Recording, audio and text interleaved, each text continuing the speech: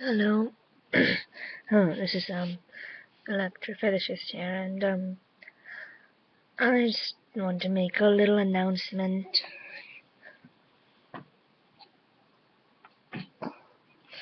I took down my two Rule 30. Well, technically only one was public, but I deleted both of them. My Rule 34 multimeter videos because it doesn't really describe me properly, and I just like to say that I'm an objectum-sexual, and Objectum-Sexuality is an orientation in which you prefer inanimate objects over and fictional objects over people or animals for that matter. And a lot of people think that everyone who's objectum-sexual is mentally retarded and has Asperger's and stuff. And for me, that's not the case, and that's true for most. Well, Asperger's, that's true, but they're not mentally retarded. I don't have Asperger's, at least I'm not diagnosed with Asperger's, and I'm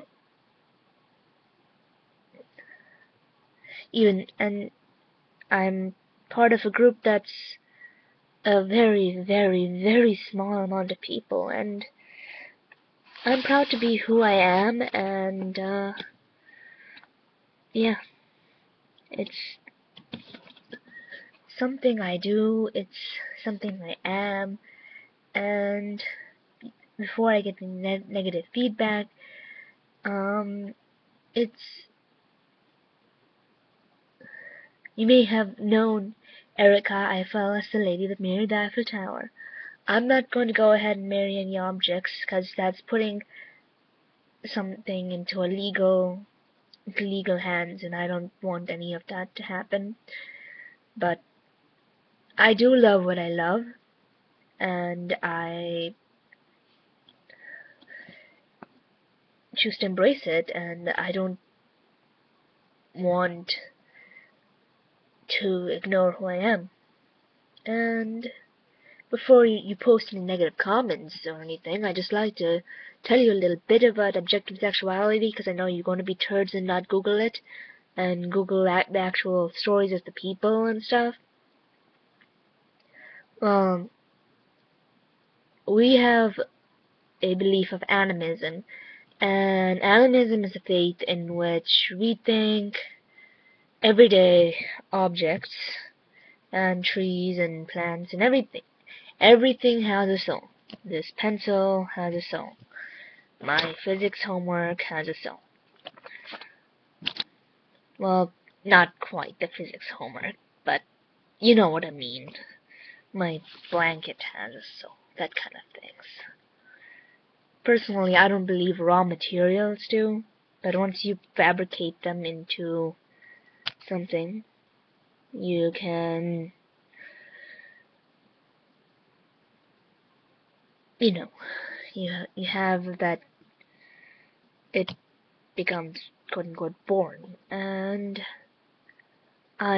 we believe that the objects are sentient and are able to reciprocate their thoughts via telepathy. And before you shun telepathy, I can actually justify that using string theory and resonation, but I know you won't listen to that, so unless you actually want me to tell about string theory and why I believe telepathy can be possible, but not telekinesis. I don't believe telekinesis is possible, but telepathy I believe is possible. And if you want me to make a video why I think telepathy is possible, I warn you, it'll contain science, and it's on the basis of string theory. And so animism, you may say, oh, why are you believing that kind of stupid thing? I ask you, why do you believe in such a stupid thing as God? I don't believe in God. Well, you have absolutely no way of proving God is real. You believe that there is something out there. Do you have any proof that God actually loves you? Do you have any proof that do you have any proof that God exists on its own? So don't go and shun animism before you shun, because I shun your religion. Religion is retarded to me. And this may seem retarded to you, but I'm not gonna go and say that you're retarded because you believe in religion. I know plenty of really, really religious kids that are really, really smart. So you can think that animism is retarded, because isn't that pretty much what the wars of faith are? You think everything else is retarded but you don't faith. But don't think I'm retarded just because I'm an animist. Don't think any of the other animists out there, don't think all the rest of the Objectum-Sexuals out there are retarded just because we're animists. So just seriously, take a moment to actually process that. Another thing, it's believed that OS people are OS because their brains are wired to actually, well, there's a thing called synesthesia, and synesthesia basically means that your brain is wired in a different way, that you perceive things different than other people. And this involves, for some people, they see sounds, hear color, etc. And usually it's extremely, extremely rare, but you can see why OS is so rare and not found with everybody. There's probably only about 50 people in the world that are actually OS. And I'm officially OS. And yeah, so basically with OS people, most of them find attraction in straight lines and curves and you know, shapes. They're proper. And most of them think squares and circles, spheres and cubes are the most perfect shapes. And I definitely think that I really like spheres and, more importantly, cubes. Because for me, I always like 90-degree angles, and they're just so perfect. And a cube is made up of, the cube is the only thing in three dimensions you can have that has that many right angles and that perfectly laid out. No, you can't have any other shape like that. A larger, say, icosahedron made up of, well, you can't even have an icosahedron. Well, I guess you could, of squares on the outside. No, that has, I think, 120-degree angles. I'm not sure. They have obtuse angles on the inside, and I don't like that. I like nice, perfect cubes. I mean, like, the only way you can get a more perfect shape is you go to the fourth dimension and get a tesseract, which is a four-dimensional cube, the hypercube, which they call a tesseract. But yeah, and you probably don't go ahead and shun what we do for what we are. And I'm just saying that all of us have our own preferences, and being Objectum-Sexual is just as bad as being, or I should say just as odd as being gay or lesbian or bi. It's just another orientation. It's taboo, yes, but in our society we need to learn nowadays that we're not in the medieval ages anymore. We are not going to prosecute other people because of their religious intolerances or because of what their preferences are. there is no need for this kind of prosecution just because of who we actually are. We are not hurting anybody else.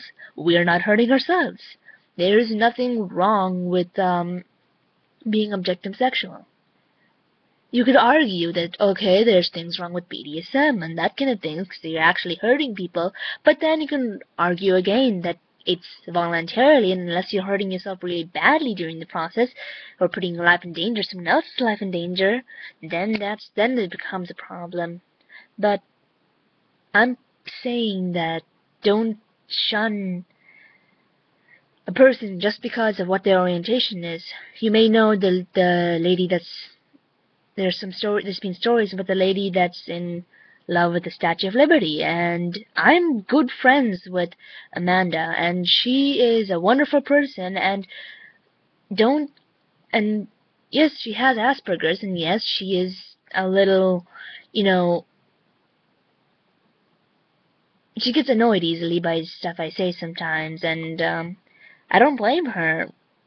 And I'm not gonna shun her just because she's a little uncomfortable talking to people. I'm the same way. I talk a lot better to a camera than I do to actual people because I've been on YouTube for like almost 3 years now, and I don't know what I'd do without a camera because then I'd probably not be talking as much. And you're probably wondering what my OS loves are. Oh, and by the way, we believe in polygamy, and it's fine because we also believe our objects are fine with polygamy. And so anyways, I am currently in love with 2 objects, and one of them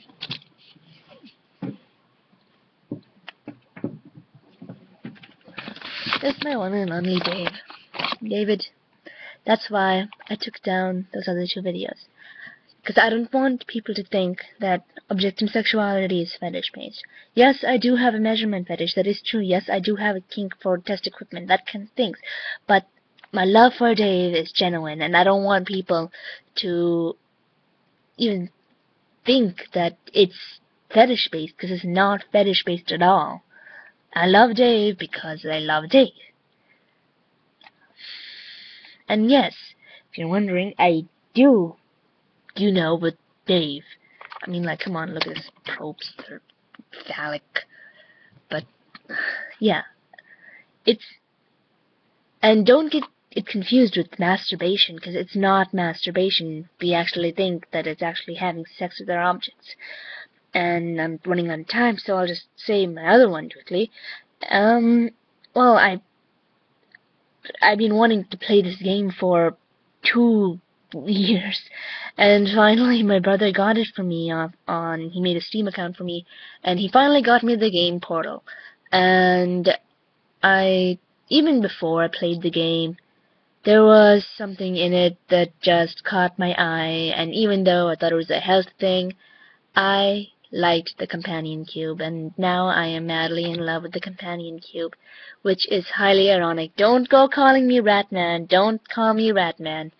But not only am I addicted to the Portal fandom now, I'm in love with the companion cube, and you might ask, oh, it's just a cube, why are you in love with it? Why would you not be in love with it? Tell me that. I'm objectum-sexual, I can like what I want to. I like the shape of a cube. It's so nicely shaped. I might have to split this across 2 videos. So look at part 2 also. It's a beautiful shape, and the backstory to it is just wonderful, and it's used in the game. It's just so adorable, and